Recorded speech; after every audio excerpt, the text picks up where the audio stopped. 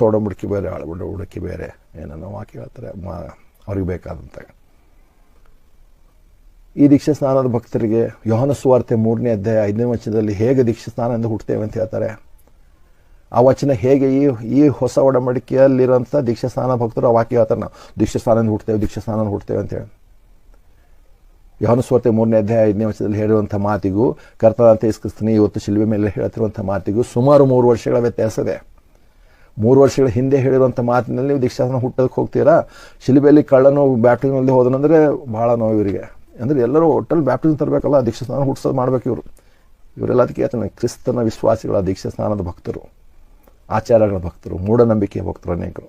ಅದಕ್ಕೆ ಕೆಲವು ವಾಕ್ಯ ಹುಡ್ಕೊಂಡು ಬಂದು ಅದಕ್ಕೆ ತೇಪ ಹಚ್ಚೋದು. ಇಲ್ಲಿ ವಾಕ್ಯ ಹೆಂಗೆ ಹೇಳುತ್ತೆ, ಎಲ್ಲ ವಾಕ್ಯ ಹೆಂಗೆ ಹೇಳುತ್ತೆ. ಕರ್ತನಾದ ಯೇಸು ಕ್ರಿಸ್ತನ ಕಳ್ಳನಿಗಳು ಹೋಗ್ತಾರೆ. ಮತ್ತು ಇವ್ರು ಹೇಳ್ತಾರೆ, ಯೇಸು ಕ್ರಿಸ್ತನ ಬ್ಯಾಪ್ಟಿಸಮ್ ತೊಗೊಂಡಿದ್ದಾರೆ, ಕ್ರಿಶ್ಚಿಯನಿಟಿಲಿ ಬ್ಯಾಪ್ಟಿಸಮ್ ಇಂಪಾರ್ಟೆಂಟ್, ಹೀಗೆಲ್ಲ ಕಾಮೆಂಟ್ ಮಾಡ್ತಾರೆ ಕೆಲವು. ಯೇಸು ಕ್ರಿಸ್ತನೇ ಹೇಳಿದೆ ನಾವು ಬ್ಯಾಪ್ಟಿಸಮ್ ತೊಗೊ ಅಂತೇಳಿ. ಮತ್ತು ಅದಕ್ಕೆ ಕಳ್ಳನಿಗೆ ಹೇಳಬೇಕಿತ್ತು, ಕಳ್ಳ ಪರಲೋಕಕ್ಕೆ ಏನೋ ನೀನು ಬರ್ಬೋದಾಗಿತ್ತು, ಆದರೆ ನಿನಗೆ ಬ್ಯಾಪ್ಟಿಸಮ್ ಆಗಿಲ್ಲಲ್ಲಪ್ಪ, ದೀಕ್ಷಾಸ್ನಾನ ತೊಗೊಂಡಿಲ್ಲಲ್ಲ. ಪ್ರಶ್ನೆ ಕೇಳಬೇಕಿತ್ತು, ಹೋಗಿ ದೀಕ್ಷಾಸ್ನಾನ ಕೊಂಬ ಅಂತಂತಾರೆ ಹೇಳ್ಬೋದಿತ್ತಲ್ಲ. ಅದಕ್ಕೆ ಯಾವಾಗಲೂ ಹೇಳ್ಕೊಂಬರ್ತೀವಿ, ದೀಕ್ಷಾ ಸ್ನಾನ ರಕ್ಷಣೆ ಕೊಡುವಂಥದ್ದಲ್ಲ. ಕರ್ತನಾದ ಯೇಸು ಕ್ರಿಸ್ತನಲ್ಲಿರುವಂಥ ನಂಬಿಕೆ ನಮ್ಮನ್ನು ರಕ್ಷಿಸದೆ ಹೊರತು ಬ್ಯಾಪ್ಟಿಸಮ್ ಅಲ್ಲ.